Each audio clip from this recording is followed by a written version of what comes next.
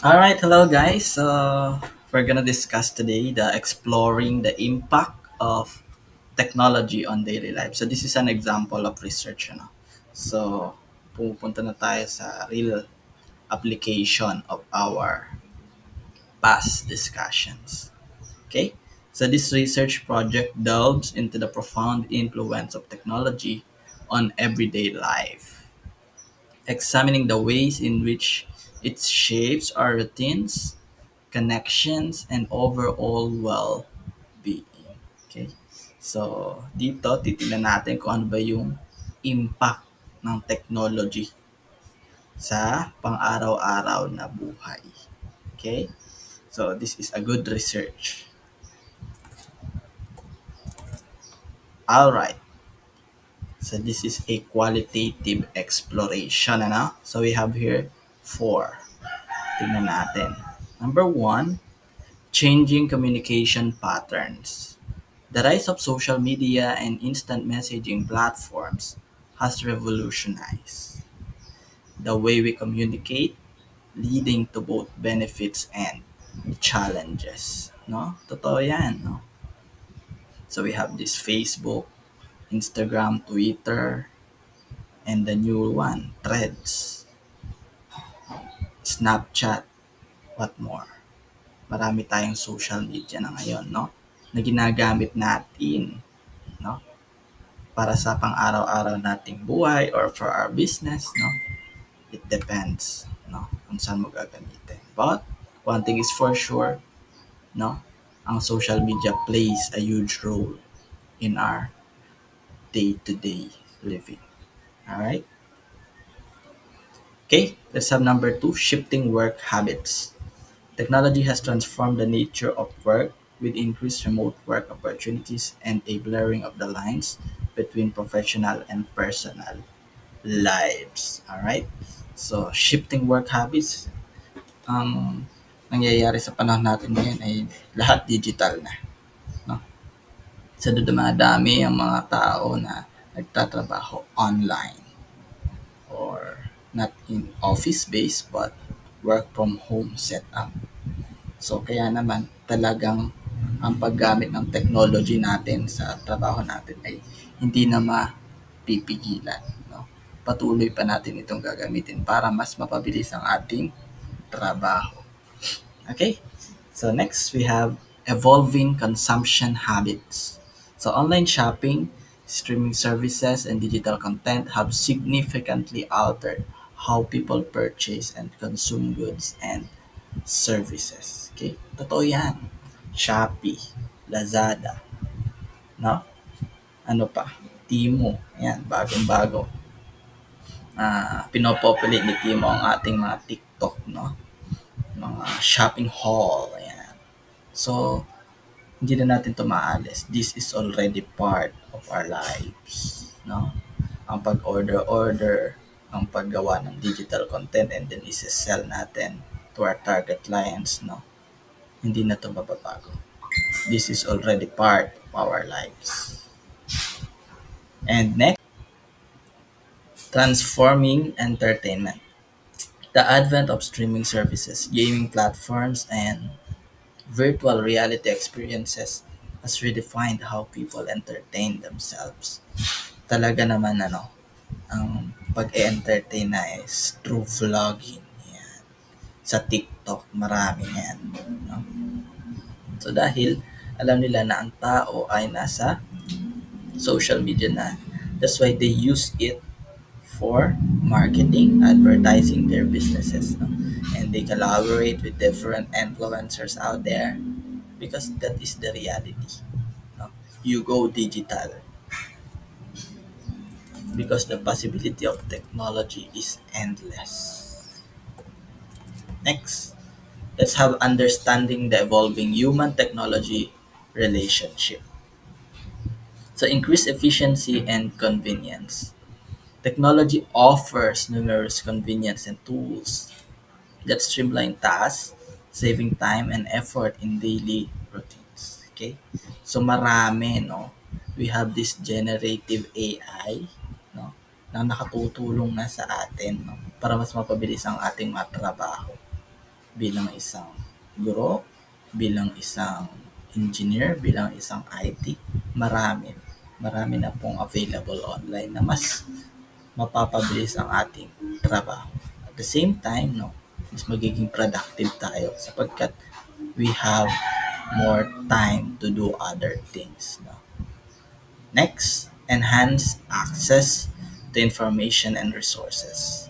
Yan. This is very true, ano, because in just one click,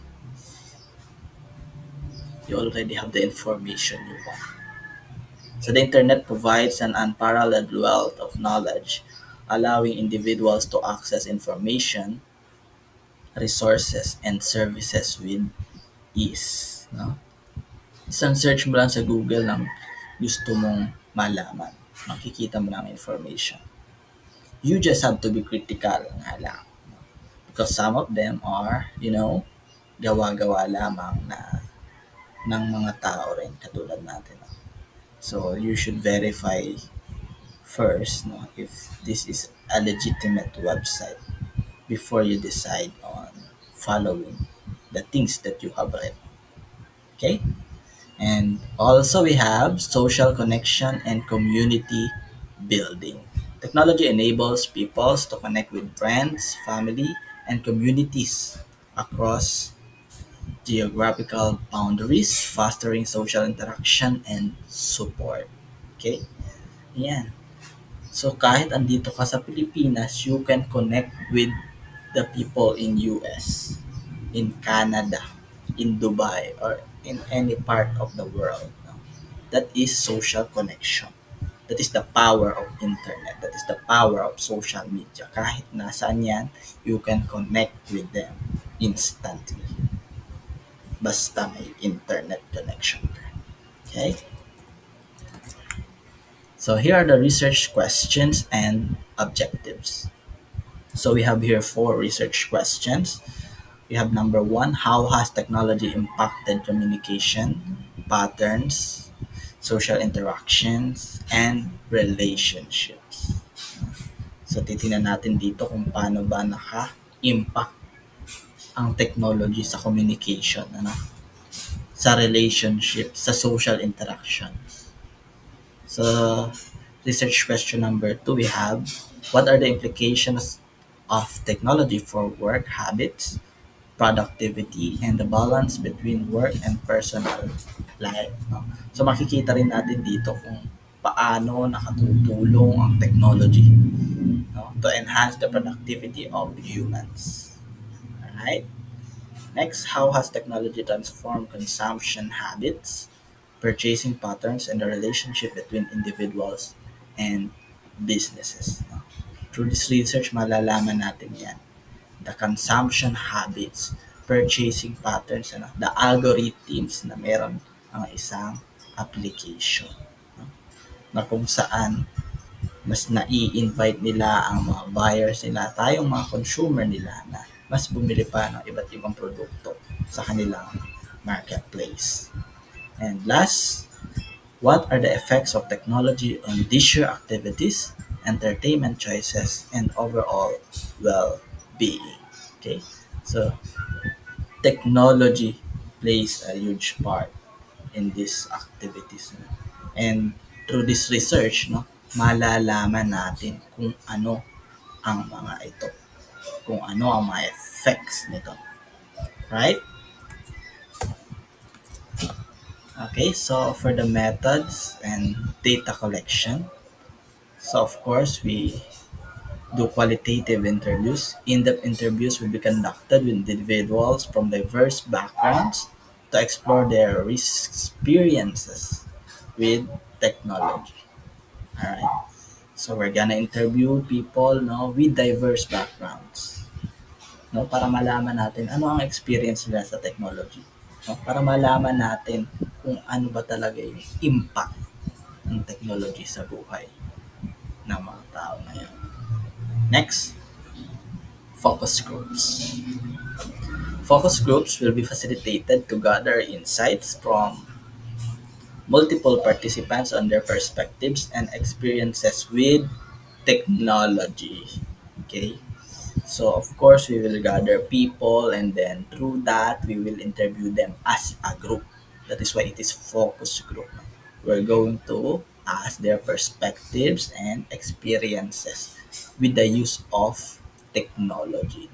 So through that malalaman natin yung particular group na na-interview natin, no, through focus group discussion, kung ano ang kanilang mga insights about this, no, about the impact of technology in their lives. Next, we have observation and ethnographic studies. Okay. Observational methods will be used to study the use of technology in various settings, including workplaces, homes, and public spaces. Of course, we're gonna observe in the workplace paano mo ginagamit ang iyong laptop to achieve productivity, ano? At your home as a digital nomads, no? Yung mga tinatawag natin na yan. Paano ginagamit para magawa niya yung trabaho niya, for instance, as a freelancer, no? And public spaces, paano ginagamit ng mga tao, no? In public ang kanilang mga cellphone. Is it for gaming? Is it for communication? Or whatsoever? And lastly, of course, content analysis. Analysis of online content, social media platforms, and other digital sources will provide insights into how technology is used and its impact on society. Okay. So, ayan. I-analyze natin. Paano ba nakaka-apekto si Facebook, si Twitter, si Instagram, si Threads, si Snapchat, si WhatsApp, no? Or whatsoever platforms, no? Na ginagamit natin sa pang-araw-araw natin buhay. And for the last, this will be our last slide. Expected outcomes and contributions. Understanding technology's influence, the research will provide a comprehensive understanding of the multifaceted impact of technology on daily life. Ayan. So, ayan, that's number one. Understanding, no? Kung ano yung impact ng technology sa ating buhay. Next, identifying opportunities and challenges. The research will shed light on both the potential benefits and challenges associated with technology's pervasive presence. No? Ano nga ba yung opportunities na inihahain sa atin ng technology? No? And what are the challenges that we need to fix, no, as human? Next, inform policy recommendations.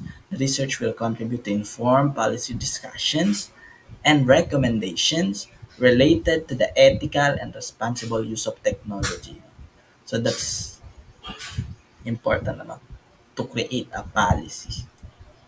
So in our subject before that I took, ano, policy analysis, no, it is crucial to have a policy, no, na nag-serve ng purpose. Of course, you would not create a policy that is a nuisance. No?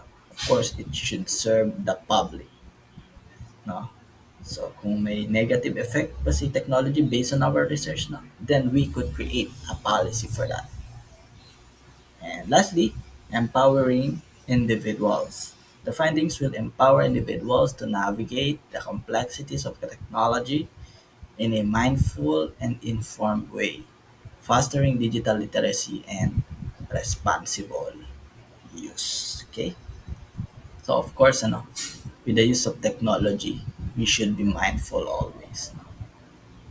We should be aware on what things we are doing. No?